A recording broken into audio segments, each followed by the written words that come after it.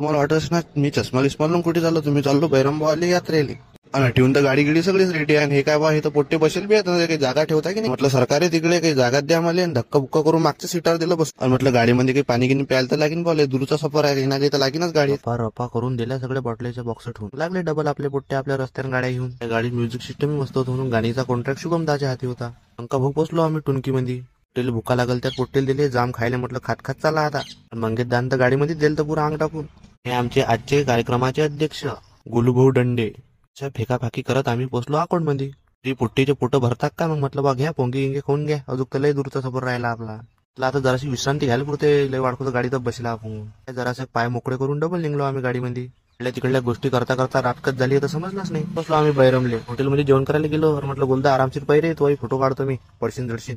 म्हणजे ठेवून दिलं मस्त आपलं मटण व्हायले. यांच्या बारे तुम्हाला काही सांगायचं कामच नाही आता. आणि मग का हो घेतल्या गरम गरम